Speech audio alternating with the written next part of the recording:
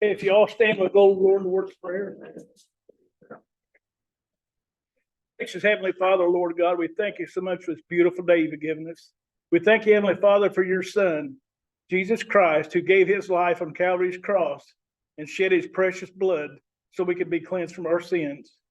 Dear God, we pray you'd be with us now as we go to our meeting. Guide us and lead us, and we'll give you all the praise and the glory. It's in Jesus' name we pray. Amen. Amen.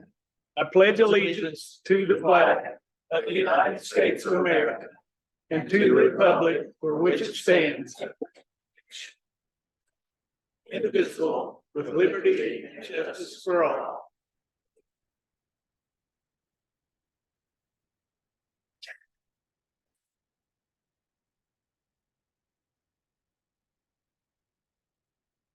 All right, we'll need to approve the minutes from last meeting. Make that motion. I'll second. All in favor signify by saying aye. Aye.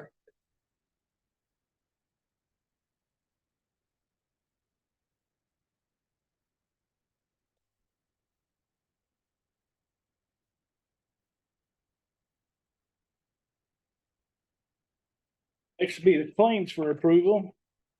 Its total of claims is $2,332,805.96. Need a motion to approve the claims. I'll make that motion. I'll second. All in favor signify by saying aye. Aye.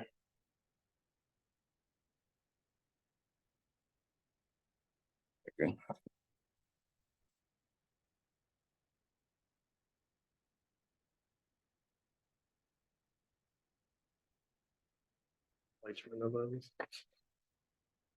And we need to acknowledge the treasurer and clerk's report. I have looked at those, so acknowledge them. So acknowledge. Okay, buddy. Thank you. Mhm. We don't need a motion. No, Oh, okay. Not a motion, just Yeah, just acknowledgement. acknowledge we saw them. Yes, sir. That's all.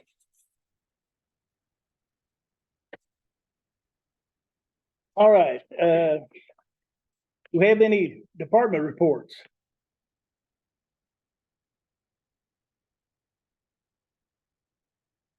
Gentlemen, give you guys a staffing update. As far as I understand it right now, we have 2 open deputy spots out of 19. Today we had a merit board meeting. We interviewed 3 officers and we gave 2 conditional offers. Conditional offers from the sheriff's office is they will have to have a doctor's assessment. They'll have to have a psychological evaluation and they'll have to pass a drug test. So they're coming. The 2 guys are. One of them is a hometown boy, and I'm very proud of him. He had an Good deal. excellent interview. We have 4 official dispatcher spots out of 9 that are open. We have open applications. We're actively interviewing.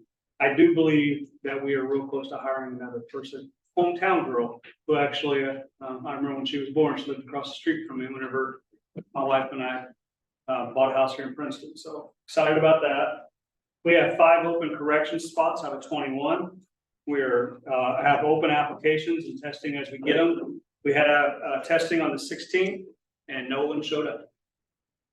And finally, we have 1 open facility officer's position in community corrections. That is Monday through Friday day shift. And you'll be giving a lot of drug tests to people, but it's a good job and good pay. So finally, in our We Do Great Things thing, I know you guys missed that. I want to tell you guys about a couple of my deputies. Detective Sergeant Roger Ballard and Brian Small, one of my deputies, got a call of possible illegal drug activity up in the rural Patoka area on September the 15th. I'll just go ahead and read it so it won't take as much time. On Friday, September the 15th at 12:46 p.m., Gibson County Central Dispatch received a 911 report of drug activity occurring in the 3600 block of North 100 East. Law enforcement dispatched to the scene, and upon arriving, officers began an investigation into the incident. During the investigation, officers spoke with all parties involved in the incident and applied for a search warrant for the property. Once the search warrant was secured and served, officers found 14.4 grams of methamphetamines. Also recovered during the search were items that indicated that dealing of illegal drugs were occurring. At the conclusion of their investigations, Deputy Brian Small placed 51-year-old Todd Boyle into custody and transported him to the Gibson County Jail. Upon arriving at the jail, Mr. Boyle was charged with dealing in methamphetamines, at least 10 grams, possession of methamphetamines, at least 10 grams, possession of paraphernalia with a prior possession, with a prior conviction, possession of marijuana with a prior conviction, and he is being held without bond at this time. Deputies, I also found out today that they arrested another person on an outstanding warrant, and there are future criminal charges that are going to be filed on someone else. I am very, very proud of these guys. That is a big dent. Yep. I've known this individual since middle school. And he has not aged out, 51. But hopefully he'll do the rest of his career locked up someplace secure. Very proud of him, and my guys, as I always say, we do great things and they just prove it. You guys have any questions or concerns? Thank you. Sure.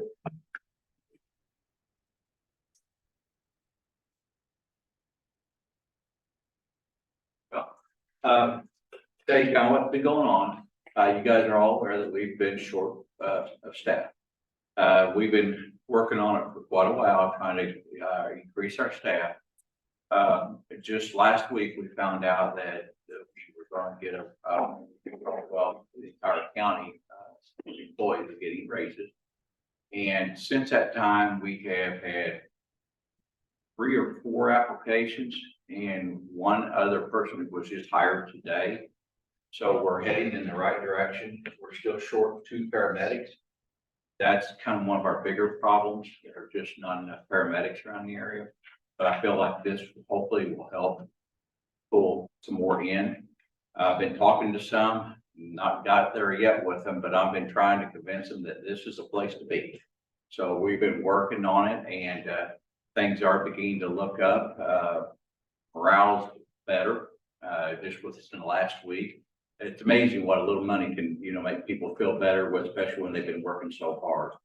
So that's been helpful. So that, along with the fact that we just had a crew that was recognized through Deacon is down there at the hospital for very effective and appropriate care for a heart attack patient. They was able to get to the patient. They assessed the patient rapidly. They were able to determine that the patient was having a heart attack. They was able to send the 12 lead to the hospital early to get the cath lab activated. They got the patient down there rapidly and did all appropriate treatment. And in the end, the patient turned out real well. Everything went really well. And the 2 that was Rebecca Robertson and Larry Pointer. And they did an excellent job, and I'm very proud of those guys. We have guys all the time, every week. I can honestly tell you that we have people all the time saving people's lives here in this county. And I'm very proud of them. And a lot of times people don't get recognized, but this one was a little more dramatic because of the way everything went. The cath lab was ready. They got the patient straight. They didn't have to stop in the ER. They got the patient up to the cath lab, and everything went well. So. Good, Dave. Dave, I was just gonna ask you, because, represent District 3. And I want to see what's good for District 3 and my people there in District 3. And I know that's been the area that's been short-staffed. So I just want to make a point that, and we've had previous discussions about this, that we take care of those folks in District 3, and I know you're working on it. And this new hire is encouraging. So I would expect that you'll continue to search out candidates for the paramedic positions and stay the course here. Is that correct? Yes, things, like I said, things are looking better. We actually have been able to cover that one area a little better recently, but it's still hit and miss, but it is improving. I'm hoping here within, the next couple of 3 weeks at most, I'm hoping to get everything back up to where we're pretty much, can't say fully staffed because we have 2 people out on medical leave, but at least to the point that we can handle the people that's. And see, that's been the problem, is we have people that you know, when somebody is off and you have two medical leave and then you also are short two people or more. And we was at one time, we were short four people plus two on medical leave. It was close. But things are beginning to look up and, you know, like I said, just within the last week, I've had really fortunate, I won't say luck, but it was, you know, basically it's drawing people in. You know, just the fact that, you know, the pay is looking up, benefits are good, and that's pulling people in. So and I appreciate all you guys' help. I really do. It's been a tough time, but I think we're beginning to turn the corner. So Thank you, Dave. Thank you.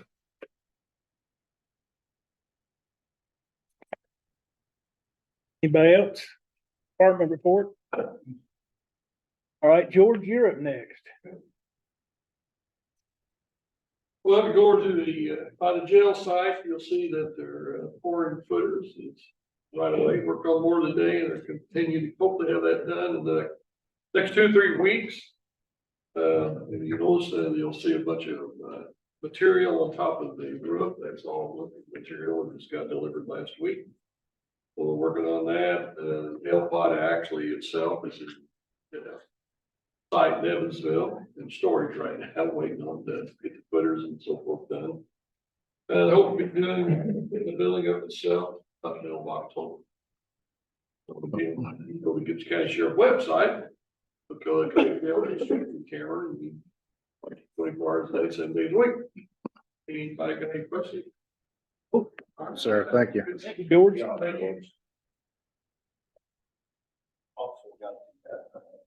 did a good job on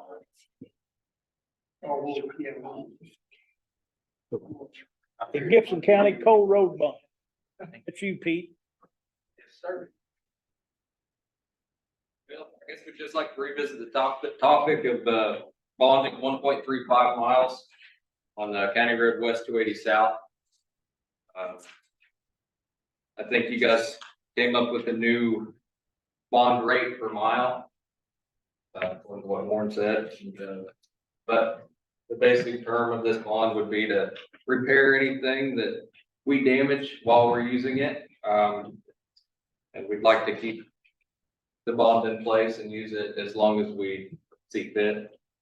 So we'd like to terminate it, but other than that, pretty straightforward. Appreciate your cooperation on this and, Make a motion or? well, and I'm prepared to do that too. And just want to let the people in Owensville know that these roads will be taken care of. And we have actually doubled the bond rate should repairs need to be made. So I appreciate your cooperation and your negotiations on behalf of your entity and in ours on behalf of the county. So we're all in this together, trying to make sure everything gets put back correctly. And I appreciate your receptiveness to the increase. And it really is a matter of just the price of roads. Roads seem to be going up drastically, or the materials are going up drastically. And so we have to anticipate some of this. And again, we appreciate your cooperation. Yeah. Greatly. And look forward to that visit with you. Yeah, absolutely. Yeah, it'll be good. We'll protect everybody and everybody will benefit from it. I visited out there not too long ago. This summer I was out there and took a tour of the power plant and all the grounds and some of the pits and stuff. And it's pretty interesting. There's a lot going on out there for sure. Yeah. So again, just want to let the people of Owensville know that we are taking care of those roads. And we're going to have a nice bond set up so that we can cover any damage should there be damage. Yeah, Agree? that's agreeable. Yep. I haven't heard what is in the bond rate. Well, I talked to 3i Engineering and some of those folks down there. And we looked at some of the most recent road projects in the county. And we based it off a median, like an average, if you will. Sure. And it came out to $200,000 per mile. Previously, it was $100,000 per mile in the county. And that was fine 10 years ago. Right. I mean, that was fine 10 years ago. And you're on deal with that? Well, need a motion to Okay. approve it. I'll make the motion to approve. Second. I'll second it. All in favor, signify by saying aye. Aye. So we'll get you guys a new agreement and, I guess email it to you with new numbers in it and. Okay. Just coordinate from there. We'll get you the video. I'll bring that up to your guys' office one day. Oh, thanks. Thank you. The preview. All right. That's good. Thank you. Thank you. Okay, now the Pigeon Creek Watershed Development. Actually, Mr. President, we're gonna strike that from the agenda. Strike it from the agenda, please. All right, then the Geotech Solutions website.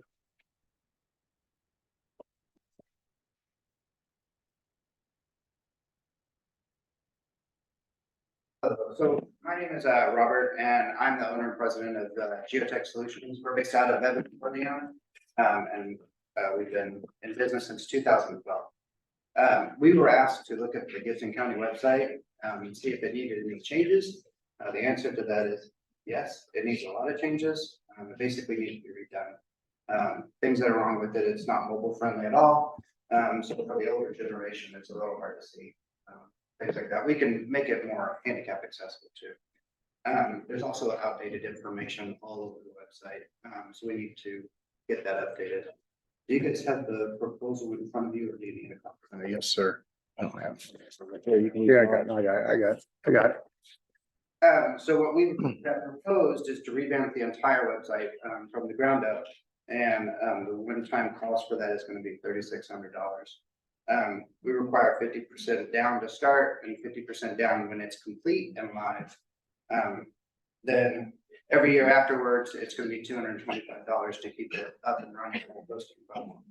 That includes the domain name, the SSL, and everything that needs to be taken care of. Are there any questions about the proposal, or do you want me to go through all of it? No. I'm good with it. It looks like a pretty good proposal and I've had a chance to look through some of your work with other municipalities and groups. And you do pretty clean work, so I commend you on your work. And I really do think it would help some of our, some of our older citizens that get on the website and are looking things up. I've had complaints about things being too small or hard to see and I'm one of them, right? Anymore, I start looking at things anymore and I'm like, I better get a little closer. So I think anything we can do to help folks that maybe are visually impaired or maybe just having a hard time seeing things, that's a good thing. That's a plus. And one of the things that I want to bring up, and I know I've mentioned this to you before, but I want to stress this. One of the things that I want to see happen with this website is we get to the point to where we share the majority, if not all of our ordinances. Yeah. There to where people at home can go on there and click on the stormwater ordinance and bring it up, print off a copy, and it's transparent. You know what your government's doing. So that's what I'm really excited about this website allowing us to do. Do you see any problems with collecting that kind of data or putting that information on there? Not at all. We'll be able to put up minutes of meetings and possibly even video of the meetings. Very good. I know we talked previously too about meeting with some of the department heads, see if they want any changes or anything as well. So what Oh, we've done for that is, revamp the website as is going to be $3,600. We are going to meet once it's updated with every department and say, what changes do you want on your page? We can incorporate those in. We have included in the budget for if the departments want major changes outside of the 36. that would be adding, currently we don't have Hopkins Park on there. I don't believe so. Would we be adding, Mike would try to add, Hopkins Park on that website as well. I think that's a good suggestion you had there. Yeah. I like that. Adding Hopkins Park to it. Yeah, need a motion then to, okay, the Geotech. That's what I told me. I just want to know, is that, what would that come out of? Judy, you know, or Mike? Money? Yeah. Yeah. You come out of the internet. Do you pay for maintenance? Internet. Okay. Figured we'd take Where do you that pay for that out? Now for the Where do you- website. I was gonna make sure we got anything in there, or Yeah. Come out of the internet. I'll second it then. All in favor signify by saying aye. Aye. Thank you. Okay, Jason, you're up.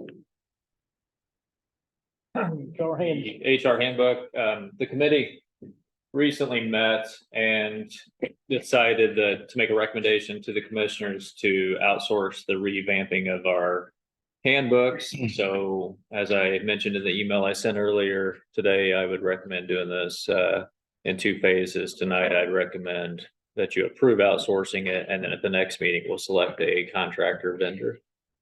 Any questions? Well, one thing, we need to get a copy of it to the union. Cause there's be things there that might not fit together. The union supersedes this. We'll make sure that we get them all of the union contracts to incorporate the language from those contracts. Right. So we need to vote on this one? Yes, please. Motion to go forward without. I'll make that motion. A second. All in favor? Aye. Aye.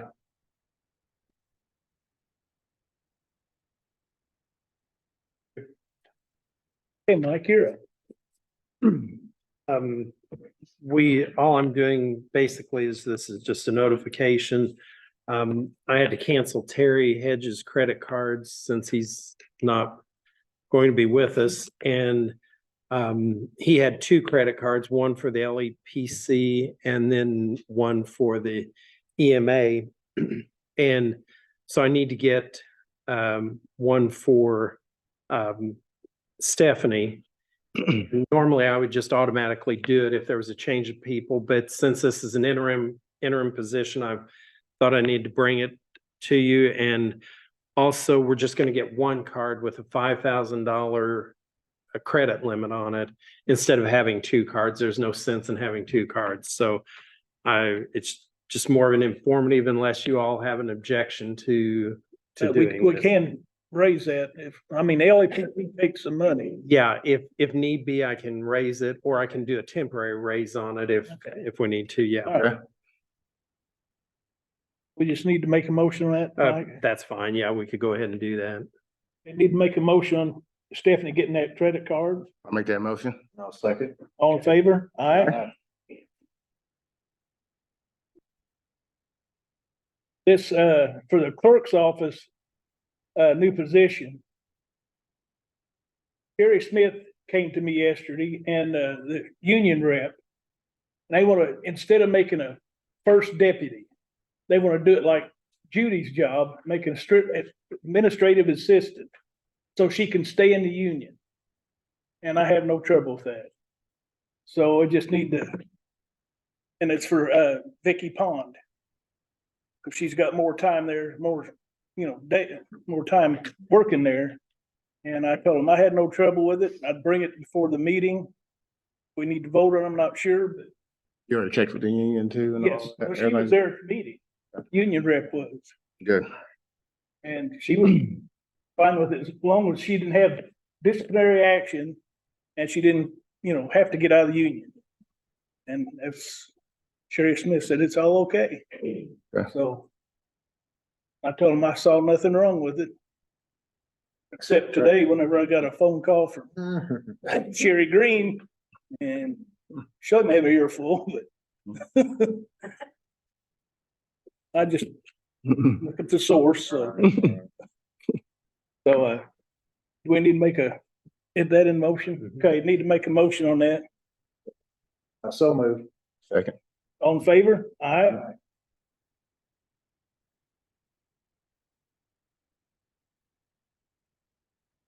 Appointment to subdivision committee. I have a few folks that have expressed interest in it, for the East Gibson, the South Gibson, but I really, think we're gonna have to do some more work. If we could table this matter, Let's do that. that would really be helpful. We're just not quite there yet, but I'll make a motion to table this. Got a second? I'll second. All in favor? Aye. Aye.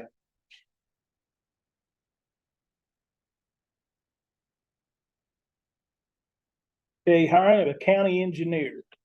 Now, this is just to put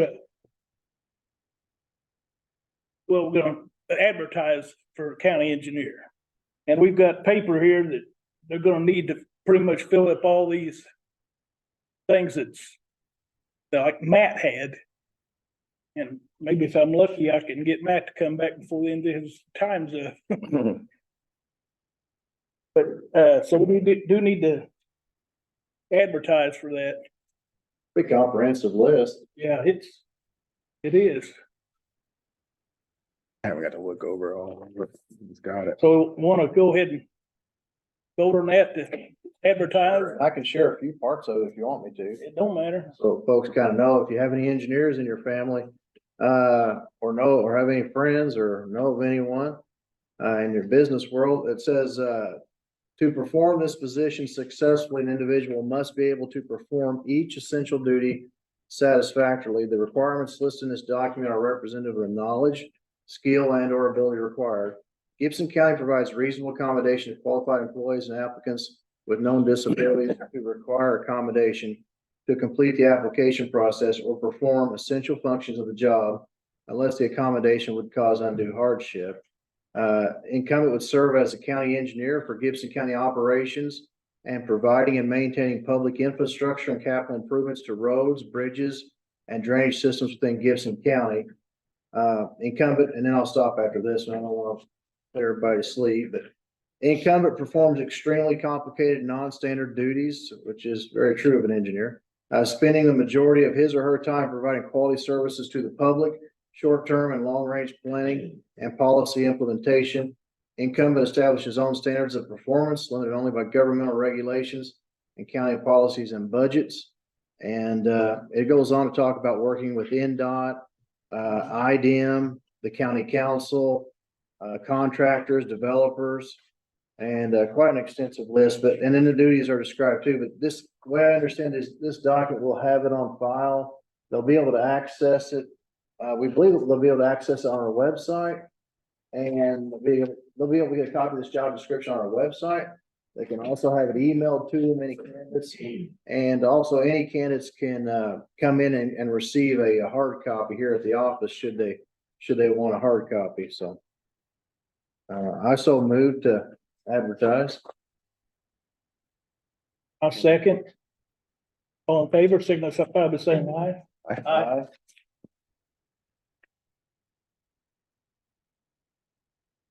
Conflict of interest statement. Okay, I have a conflict of interest statement here for Barrett Doyle, being our coroner and owning a business and using his business for county business and billing the county for it. In order to keep peace with the state, we have to have this conflict of interest. It's absolutely nothing. He's completed it. I've already sent it to you. Just need to vote on it, that it's okay. Get your signatures on it. I will send it to, I have to enter it into Gateway.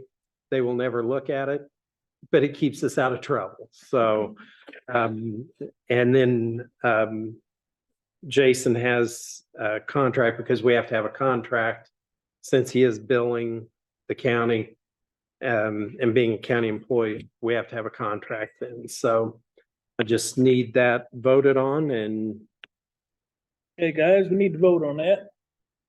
So moved. Second. All in favor, signify by saying aye. Aye.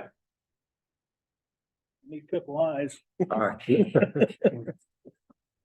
just sign it Okay. there.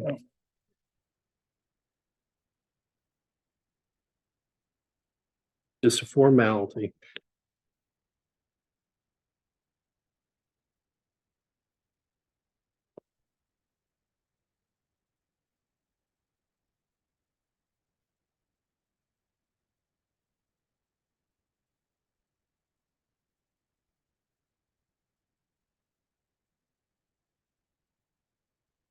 Hey, Jason, you got the contract for Doyle Funeral Home. Yes, and I circulated this previously. It just provides that Doyle Funeral Home will be compensated per autopsy Wait performed, on there.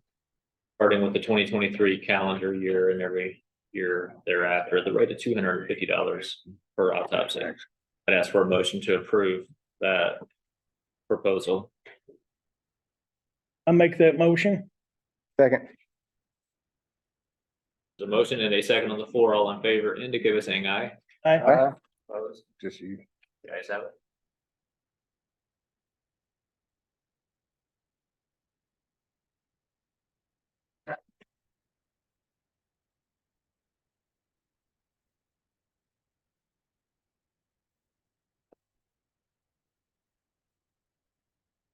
you need it back. Or do you need, I need to get him to sign both of these Okay. documents, so. all right. All right, Jason, you got another one. The next item on the agenda is the joint zone free board symposium, and I will defer to Commissioner Fleetwood on that item. Gentlemen and those attending, taxpayers and citizens, I've been contacted about, some of the discussions with land usage in the state of Indiana. And there is some interest from not only Gibson County citizens, but from citizens, in neighboring counties that are free, non-zone counties. We are looking at hosting, Gibson County is looking at hosting a joint zone-free board symposium, which would consist of bringing in some of the counties in the state of Indiana that are not zoned and that abide by the state of Indiana's home rule. So we will be advertising a date in the future to sort of bring some of these folks together and share some of our concerns, ideas, and things that we see as worth researching and learning more about and sharing information on. So we don't have a date established yet, nor do we have a specific location, but we plan on hosting what we're calling a joint zone-free board symposium. It's bringing together the counties that abide by state law, Indiana home rule, and providing resources for one another. And we're just really excited about where this might go and what kind of contacts and information we can gather from other counties that are non-zone counties. So if you're interested in attending those meetings, please look forward to the date to be announced and the time, and you can also reach out to me personally or one of the other commissioners as soon as we have something set in place. But I assume it's gonna be only one of us. well, it depends on what type of meeting we have, but Rules that you're wanting on there. right, it's probably gonna depend on what kind of meeting we have. If we have a public meeting, we all three could attend, and that's probably what I'd like to see is public meetings. So. But no, good point. So anyhow, we're pretty excited about that. We're looking forward to it. But it's bringing together like counties, similar counties that don't have zoning and respect property rights of their citizens Don't want zoning. and don't want zoning. All right, last thing up, Randy Hall, County Road 550 East. I think I do have one resolution that I want Jason to bring up here in a minute. Okay. Here. My name's Randy Hall. And I'm on 450 East and 200 North. 2 minutes. Well, the state redone some work. I got with Kenny about this. The state redone some work on and patched blacktop. For the roundabout, when they had that 64 closed. They finally did it. And I've noticed in some of that patching, it's only half inch to a quarter inch thick. That's not up to our snuffs. And what I'm wondering is, who's approving this? If we are not, if it don't meet our standards, you need to go back to that contractor before it gets too late and say, hey, whoa, wait a minute, we got a problem here, and it's rough. Kenny drives on it every day. He knows it's rough. And 250 is just as bad. And we need to say, hey, this ain't good enough. It ain't enough. You guys gotta come back and redo it. And then you got something. But if you don't, if you wait, you just bought a bill of goods. I can talk to E&B Paving. I've got all their numbers and I'll talk to them about coming back and kind of going over it, making it right. Yeah, I think that's a smart thing to do. I think we shouldn't have to, our citizens shouldn't have to put up with it. Yeah. I mean, they're the ones that stay, and then, see, we got 600 now. 600's falling apart. I don't know if you've been on it or not, over there between one Two or three seventy-five and 350. 2 or 3 times a week at least. I have family that lives out there, so yes, So you seen the break off and all this. it's pretty rough. It's pretty rough. And so, We have talked to NDOT officials about that because it's their unofficial detour.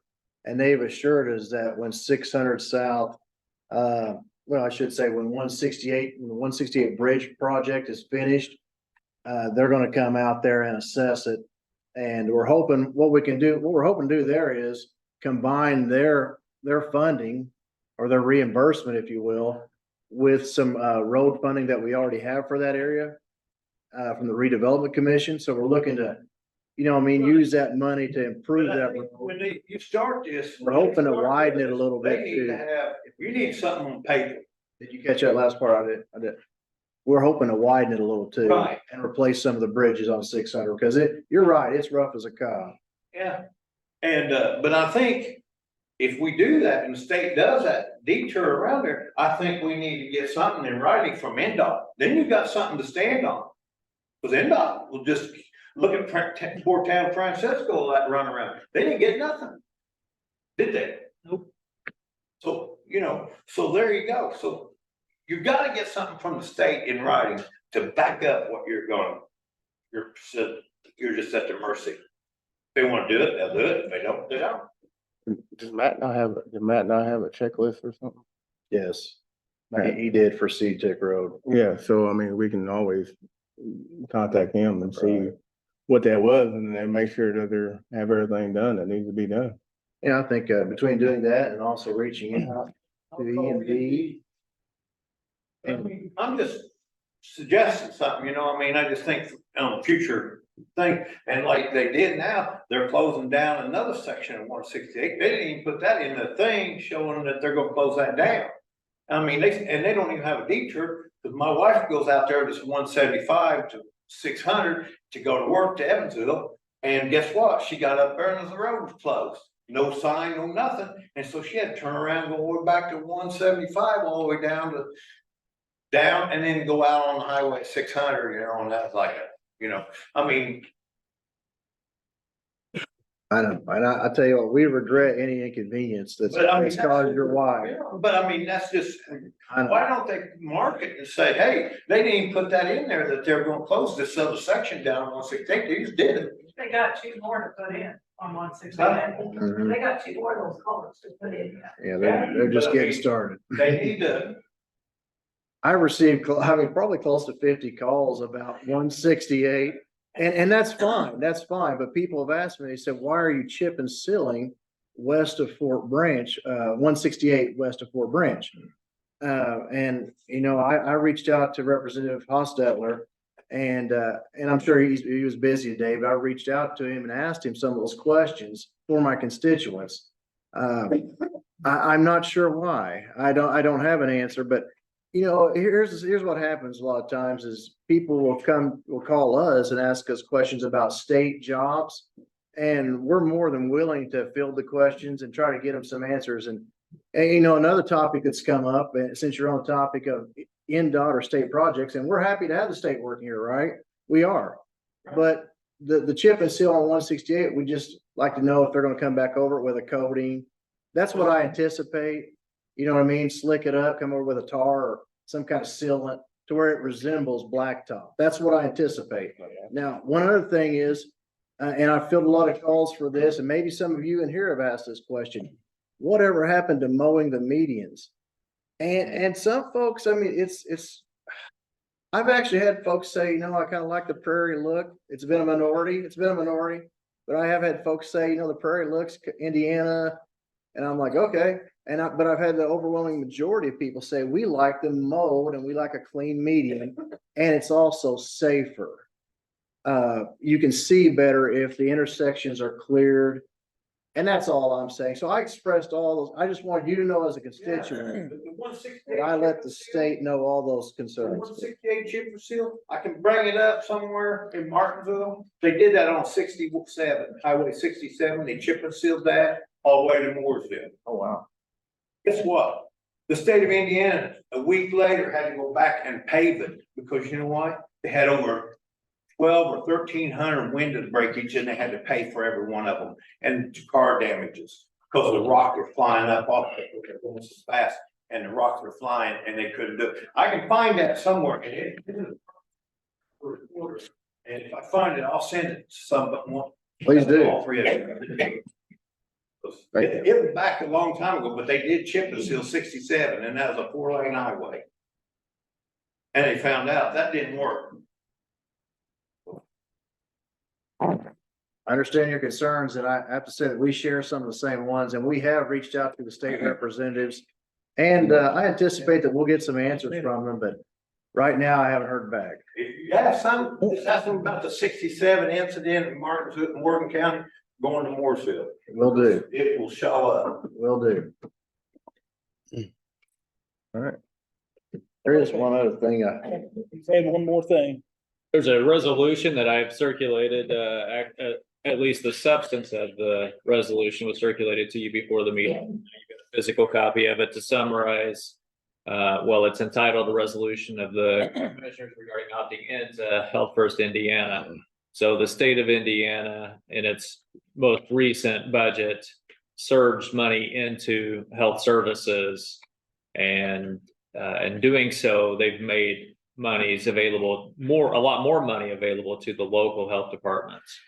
In order to receive that additional money, we had to opt in, which we already have done through a previous meeting of the commissioners. And with that opting in, again, we'll receive an increase in monies, a substantial increase in monies. I don't know that amount. Got to commit to using a good portion of that money for services known as core services, and those include things like communicable disease testing and control, student health, and STD testing. At this point, it looks like a majority of Indiana counties have opted in to this legislation known as Health First Indiana, and the state has made the counties that do opt in, given them the opportunity to opt out at any time in a subsequent fiscal year. So this ordinance or this resolution, I mean, it says in substantive part, number 6, even though the county has opted in, its local health department shall retain all jurisdiction granted to it under both Indiana and federal law. And number 7, pursuant to Health First Indiana, the county retains the right to subsequently opt out of the program if it so chooses. Any questions regarding the proposed resolution? And just a little further elaboration, gentlemen, this is basically establishing our rights and our citizens' rights and entire county. It's establishing that at any time we can opt out of this. Should there be something that we feel like steps on the citizens' rights or infringes upon their constitutional rights. So I feel pretty strongly about this. I've already talked to Julie, you know, I'm so very excited about it. and if they tell me I have to take a vaccine or get out of office, I'll get out of office, because I'm not taking a vaccine. And I'm not gonna let somebody tell me I have to do it. Appreciate your support on it. It's there for the people who do want it. I think the message we're trying to get out to our citizens is, you know, we appreciate the extra funding. I think we can do a lot to improve Gibson County. But if it's gonna come with extra baggage that does not represent our constituents' wants, desires, and wishes, then we're gonna have some concerns about it. So that's where we stand as commissioners. So we need to make a motion on this to accept it. I so That- move. That will be resolution 2023-2. 2023-2, I so move to accept. Second. All in favor, signify by saying aye. Aye. Aye. And I'd like to have a copy of this sent to the Indiana Department of Health. So they have it on record.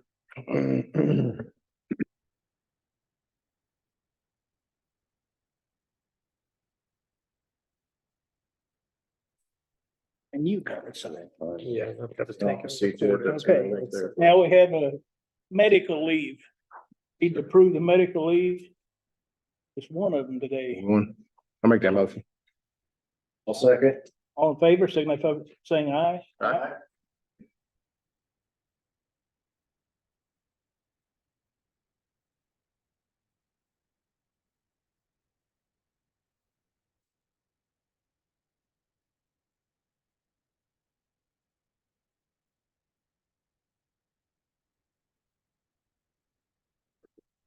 Thanks, sir.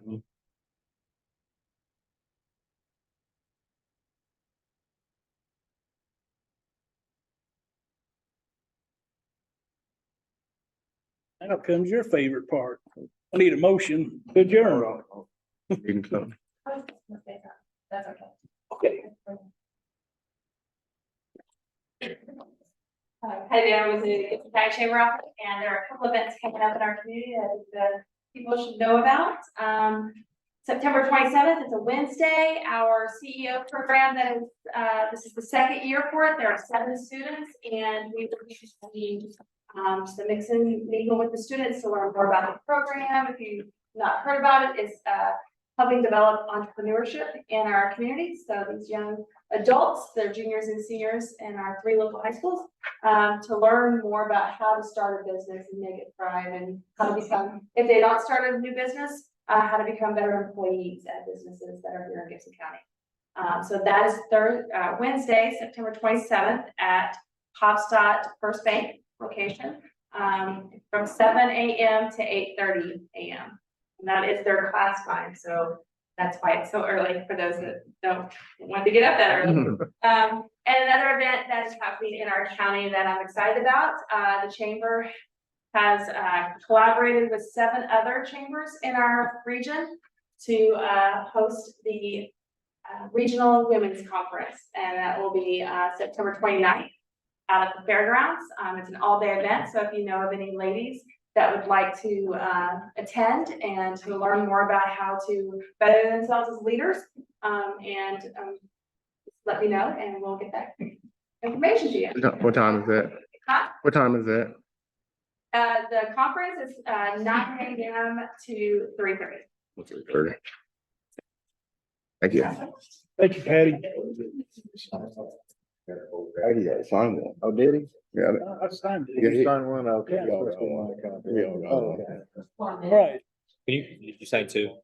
Huh? You guys can send me one so I can send He them wants to. to. Oh, there you go. I've got it, so I'll gotta stamp it and then record it, so. Send it to me.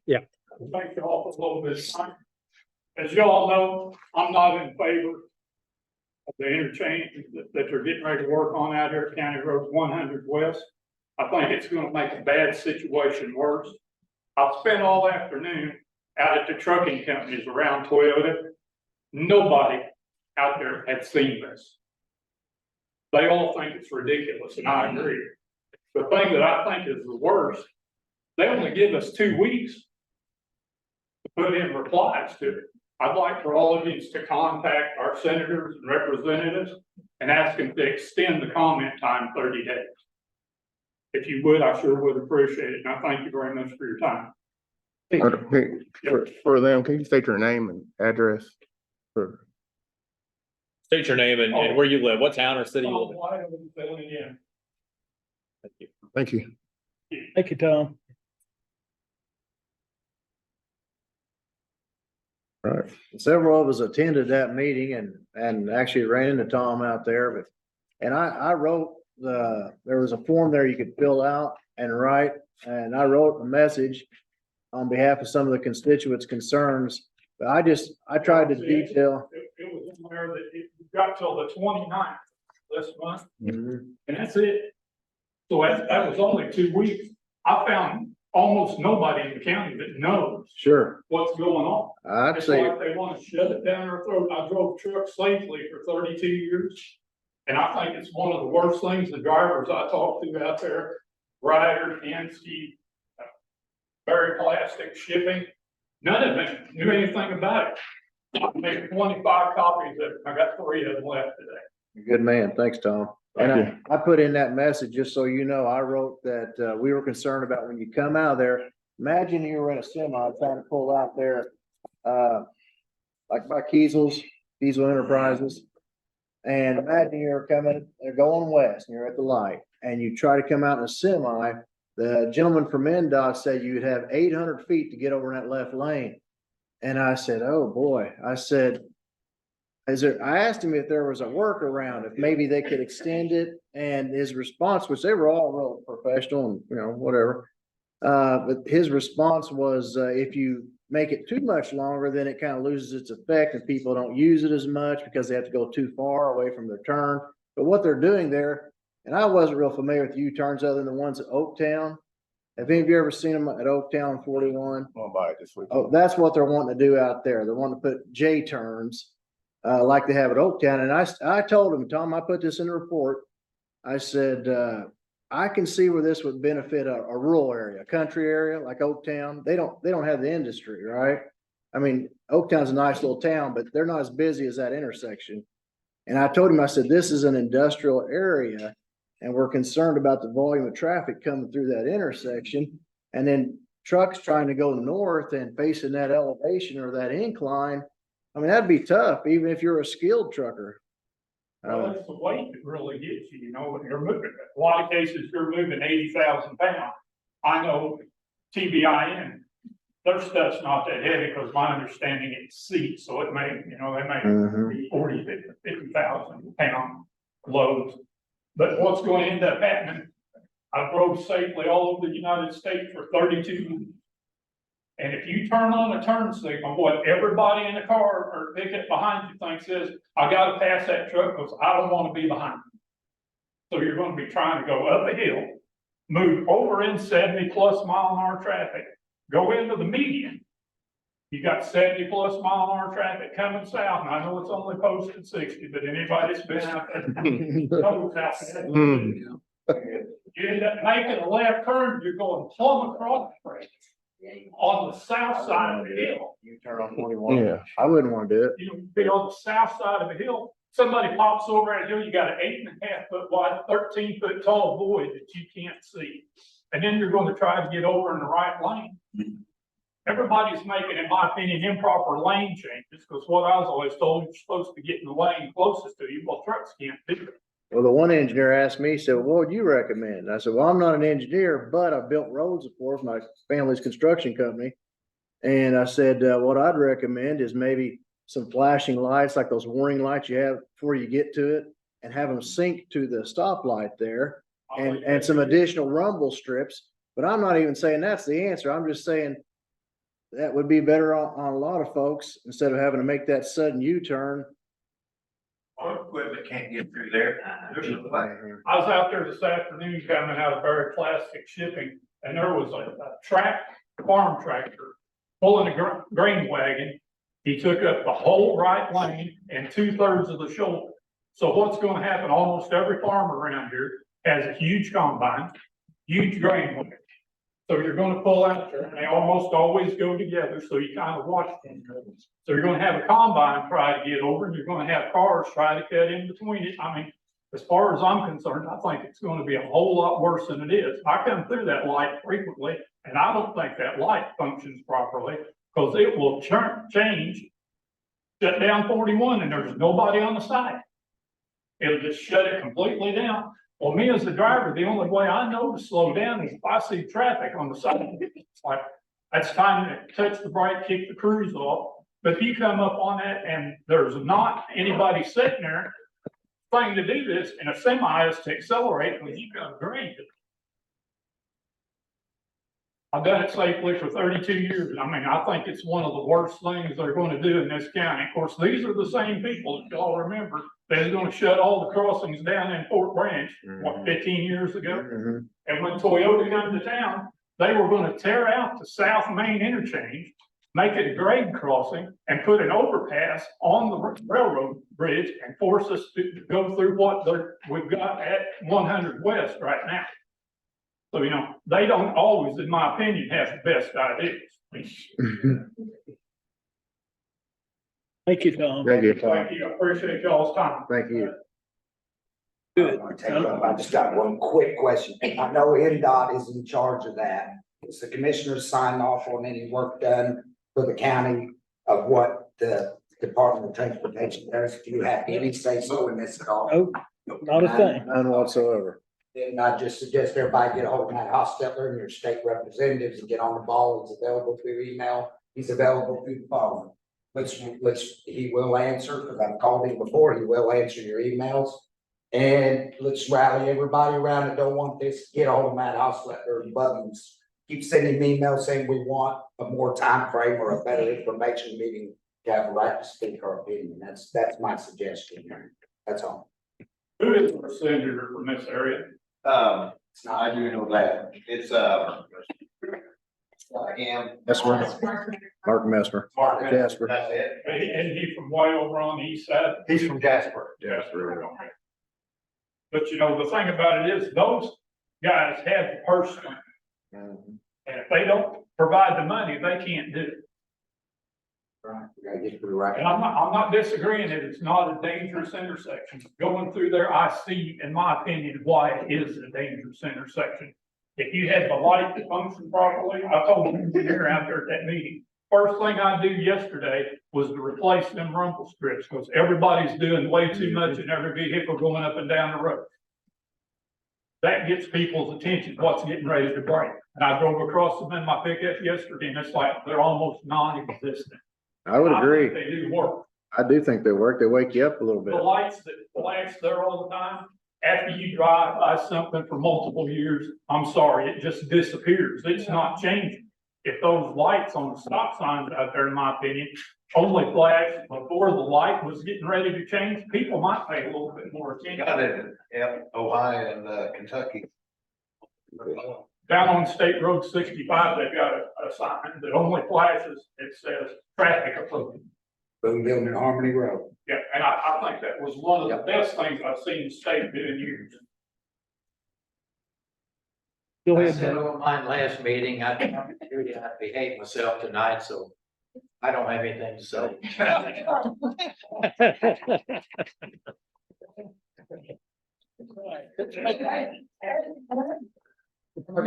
make a motion. I'll second. All in favor, aye?